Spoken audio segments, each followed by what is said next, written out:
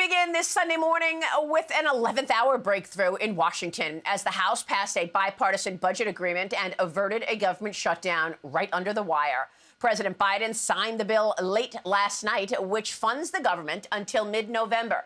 It includes $16 billion for emergency disaster relief, but it omits money for Ukraine, and it omits any border security measures. House Speaker Kevin McCarthy led the bipartisan support for the bill and dismissed pushback from a group of dissidents who threatened to oust him, saying if someone wants to bring a motion against me, bring it, which Florida Republican Congressman Matt Gaetz says he will do this upcoming week. Meanwhile, the impeachment inquiry into President Biden is underway in the House after the first hearing on it Thursday, as we learned that Hunter Biden received 2 wire transfers in the summer of 2019 from Chinese nationals tied to the Communist Party of China. The wires totaling $260,000 just months after his father launched his presidential campaign. Those transfers, however, went to Joe Biden's home. They were listed Joe Biden's Delaware home as the beneficiary address. At the time, Hunter Biden was living in California. House Oversight Committee Chairman James Comer joined me on Mornings with Maria on Fox Business to discuss Joe's role in his family's business deals.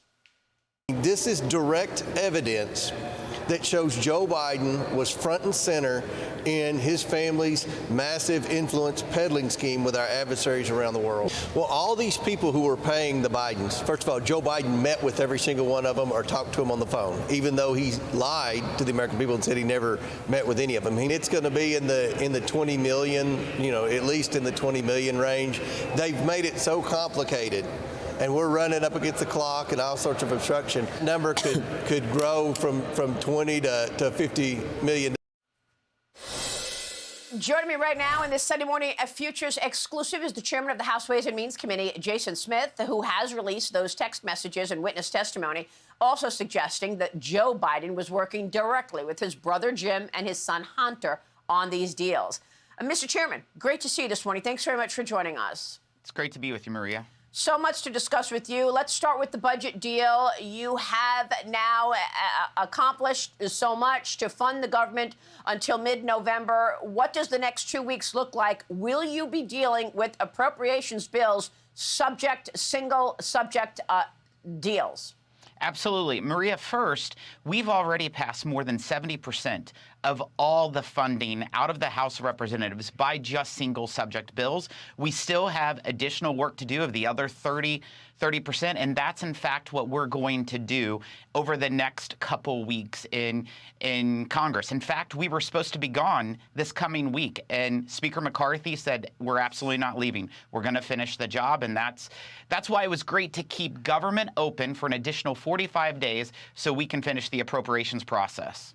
How did you allow or avoid the Ukraine funding to be in there? A lot of people are worried that, this government and the Democrats care more about the Ukraine border than the U.S. border. There was no money for Ukraine in this bill, but there was also no border security measures. Is there a separate deal worked on for Ukraine money? Maria, if you just watched how everything unfolded yesterday in the House of Representatives, the reason why the Democrats tried to slow walk bringing up the continuing resolution to avoid a shutdown was because they wanted the Ukraine money. The Senate Democrats wanted the Ukraine money. The House Democrats wanted the Ukraine money. And the White House wanted the Ukraine money. We even had a member of Congress that pulled the fire alarm during a vote. It sounded like obstructing official proceedings, but they did all kinds of tactics to slow it down because they wanted the Ukraine funding. Well, that's absolutely ridiculous. Is he going to be held accountable for obstructing an official proceeding? He better be, because that's exactly what happened on January 6th, according to Biden's Justice Department. So let's see how they treat their own.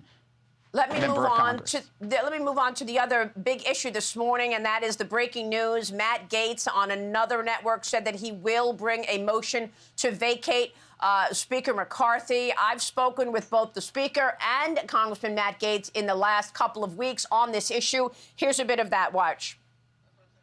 I would actually like to have a short-term CR only to make our argument stronger.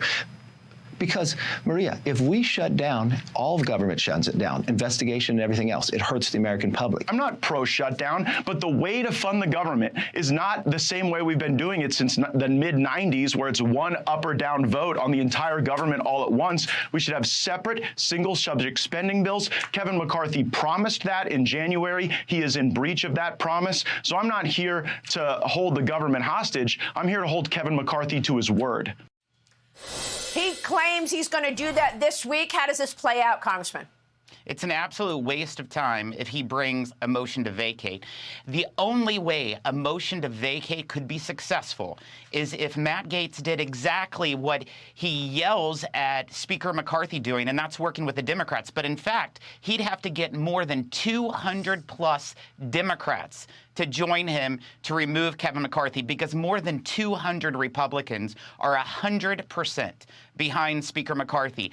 If, in fact, he does this motion to vacate, Maria, that will only slow walk the process of getting to every one of those individual funding bills that he proclaims that he wants to pass. Like I said, we've passed more than 70% of those individual bills when the Senate had yet to even pass one. Yeah, and we should point out that this past week was quite successful. Kevin McCarthy led passing 3 of those 4 bills that you had talked about you wanted to do, and that was just in a couple of days. So you got that done. So you think Gaetz is going to be reaching out to Democrats to do this? How is he going to do it if you don't have 218 votes? Absolutely. That's the only way he can be successful, is if he has 200+ Democrats. So basically, Gaetz is going to work with Nancy Pelosi, Hakeem Jeffries, and the rest of the Democrats in order to remove the Republican speaker. And let me tell you, if you remove a Republican speaker, that then puts the Democrats empowered. These investigations will be done and stalled. That is unacceptable of Matt Gaetz. One of the Democrat congresswomen wanted an end to the Biden investigation in order to agree to anything. I want to get your take on this because your committee released some damning information this past week. Where does this stand? What have we learned from that first impeachment inquiry hearing that you all led this past week? Maria, this week, the House Ways and Means Committee released over 700 pages of documents from the 2 IRS investigators, the whistleblowers that came before us. And in those documents, it showed that not just was President Biden aware of his son Hunter Biden's business deals, but he was connected. He was connected through phone calls, through meetings at the White House, through trips on Air Force Two with Hunter Biden and his business associates. Even the IRS whistleblowers connected a worksheet of all these Hunter Biden business meetings with official activity of Joe Biden. It's absolutely unacceptable. But you know what it also showed? It showed not just the obstruction that the Justice Department did in not prosecuting the president's son, but also the obstruction in any leads that led to the president of the United States. In fact, there was an interview with the president's brother, James Biden, that the Justice Department said under no circumstances can you ask any question about the president. There was a search warrant that had President Biden's name originally in it, and the Justice Department said under no circumstances can Joe Biden be included. And then they wanted to pursue charges against the Biden campaign finance issues, but they said we're not interested of any of that conduct. Well, all of this is in black and white in front of us all, and it's pretty obvious what has taken place here. But you're not going to be able to impeach Joe Biden without help from the Senate. Will it pass the Senate once you all, and do you really expect the House will impeach Joe Biden based on what you know so far? Maria, this is an impeachment inquiry. We are focused on getting the facts. We issued subpoenas this week of bank records of Hunter Biden, James Biden. We've also asked for numerous Biden officials to come before Congress and answer questions. We need the answers to those questions before we can proceed anywhere. We're going to follow the facts, and that's exactly what we're going to do.